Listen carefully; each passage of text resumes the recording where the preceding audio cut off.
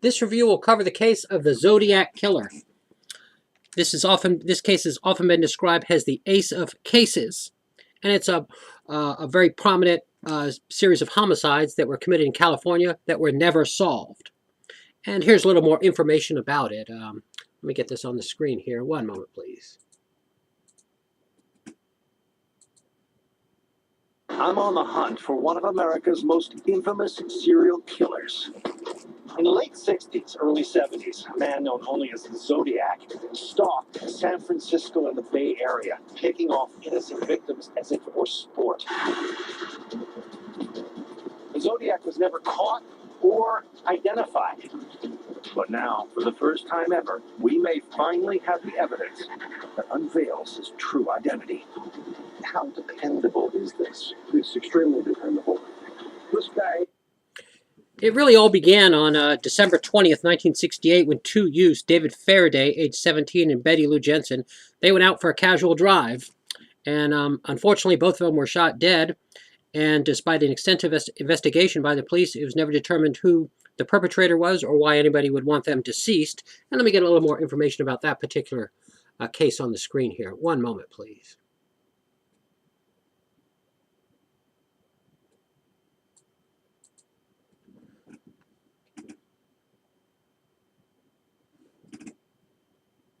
Two kids sitting in a Two car. normal teenagers. It was Betty Lou's first date ever. They'd been going together for about 2 weeks. At approximately 11:15 p.m., a woman and two passengers drove past the Lake Herman Road turnout when they noticed something suspicious.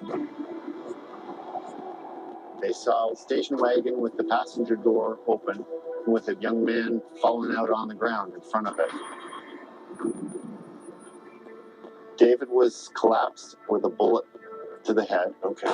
And Betty Lou apparently ran from the scene and had 5 bullets in her back.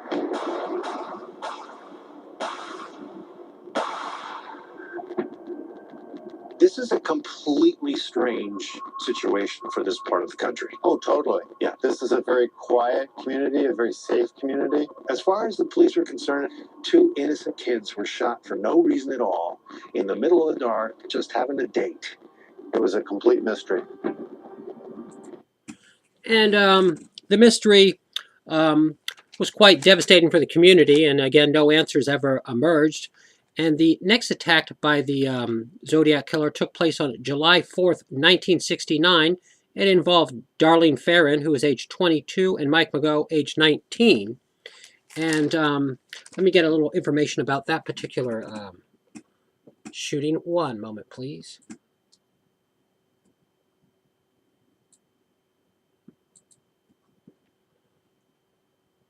Park, just 4 miles from the scene of the first murder. What happens? Car pulls up behind them. The person got out of the car, walked up to the passenger side of the vehicle where Mike Mageau was sitting. Okay. And without any conversation between them, began firing at the two.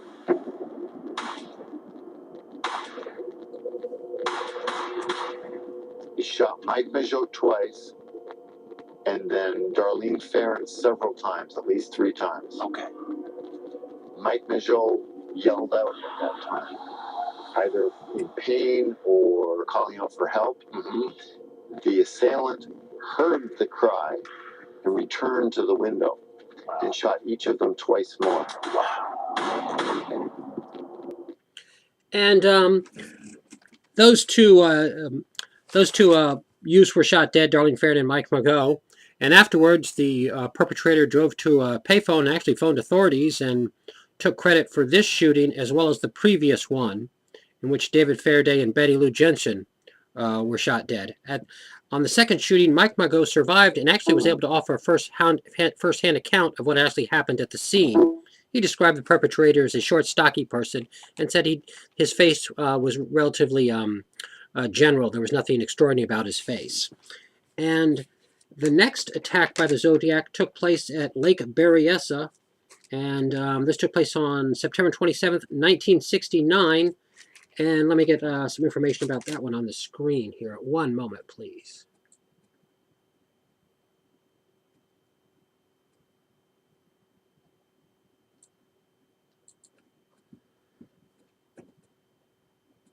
California, about 45 miles from the scene of the first shootings, on my way to a place called Lake Berryessa. Back on September 27th, 1969, a pair of college students named Brian Hartnell and Cecilia Shepard would head to this place to enjoy an idyllic afternoon picnic.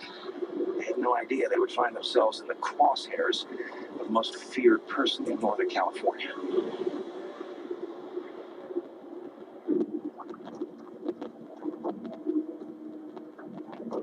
Again, And in this particular instance, the gears were shifted a bit. Instead of a shooting taking place, both Cecilia Shepard and Brian Hartnell, they were stabbed, and Brian was able to survive the stabbing. Now, for a first-hand account of actually what happened at the scene, and let me get a little more information about this particular one on the screen here. Let's see.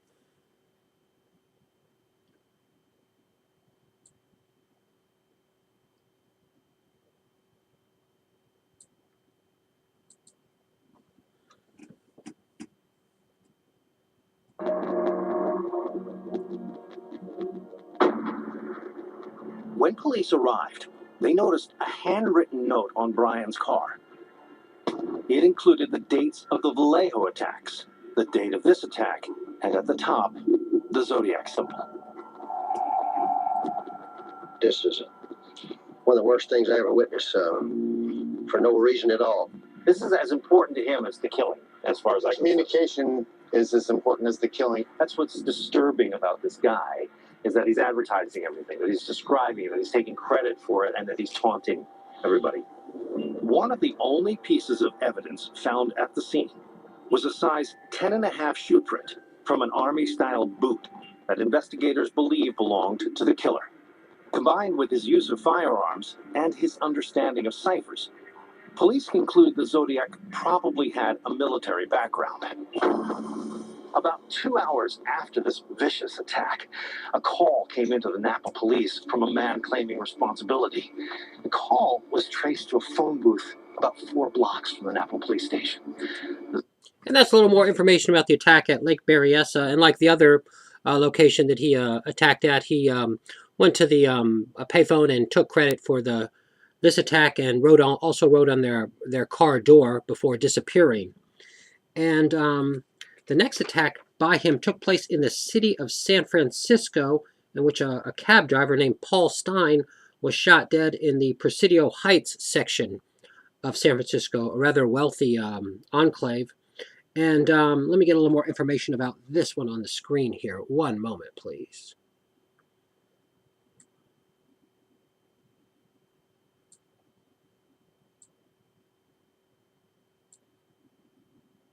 The Zodiac broke his own pattern when he stopped at this corner right here.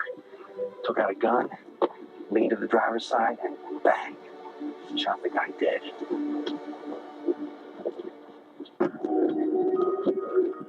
The victim was 29-year-old Paul Stein. Recently married, Stein was moonlighting as a cab driver to help pay his way through graduate school. Vince Repetto is a retired inspector with the San Francisco PD who worked the Zodiac murders in the mid-90s.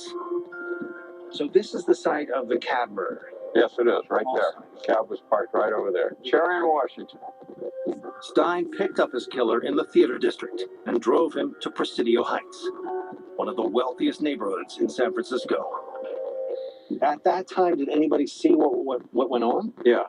3 kids were in this house across the street. What do they see?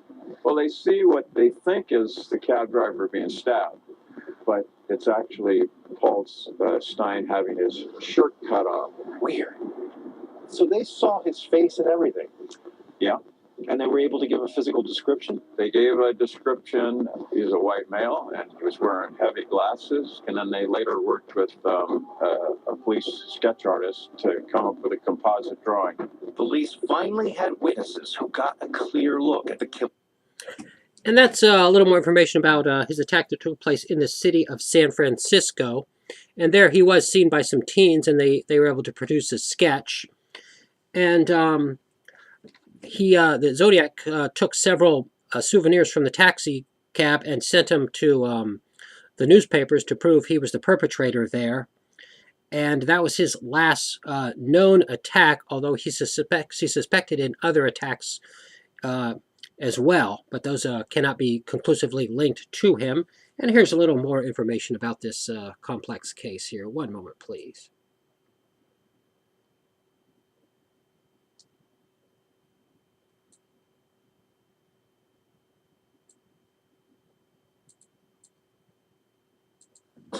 There's no fingerprint that exists that is 100% guaranteed to come from the Zodiac. So is it possible the police have it wrong? There is one thing investigators never tested. Fyodor Kaczynski has never had his DNA collected. Really? His DNA does not exist in any database anywhere. That's strange.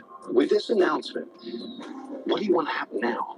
Let's do a DNA test. Let's do more fingerprint analysis, handwriting analysis, and see what we can find. Police may not want to rule out Kaczynski just yet. With the recent arrest of the Golden State Killer, authorities have discovered a brand new way to identify suspects.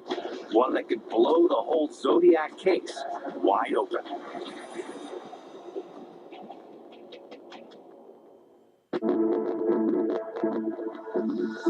With the arrival of DNA analysis in the 1990s, it looked like police had a realistic chance of identifying the Zodiac. Using materials found on the letters, the first person they tested was Arthur Lee Allen, the top suspect in the case. But the DNA did not match. So where did that leave investigators? Well, with the recent arrest of the alleged Golden State Killer, police may have a brand new way of snagging the Zodiac.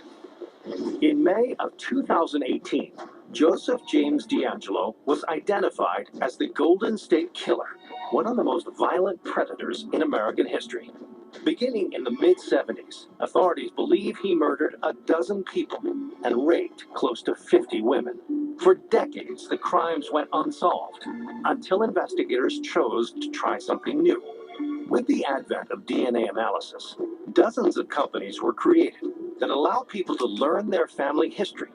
Just submit a DNA swab and let genealogists go to work.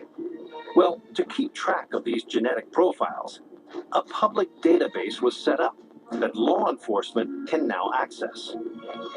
That's exactly what happened in the case of the Golden State Killer. Using DNA from one of the crime scenes, police asked genealogists to compare the killer's profile to anyone found in the database. The result was a distant relative of Joseph James DeAngelo, whose own DNA profile was a perfect match to the killer. After seeing this, the Vallejo police made their own announcement. They would try the same procedure to identify the Zodiac. But the Golden State case has a major advantage.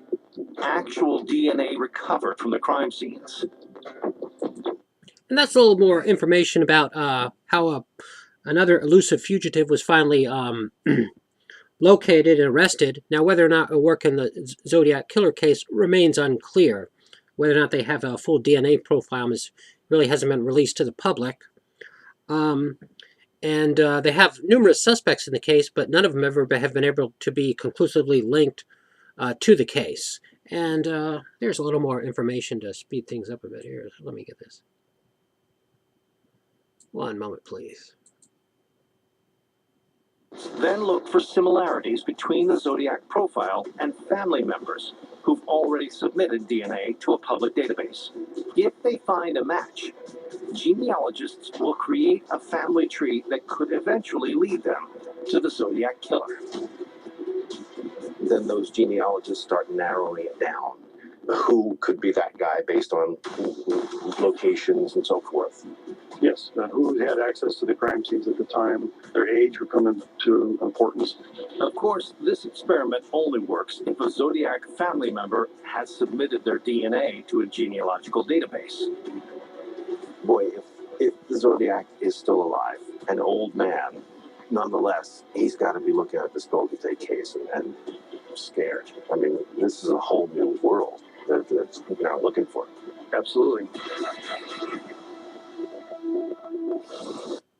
Well, whether or not it will work in this case remains unclear, and the process is taking place right now. Not much is in the news about this, about the process, but other fugitives are being located and identified, and perhaps this case might be one of them.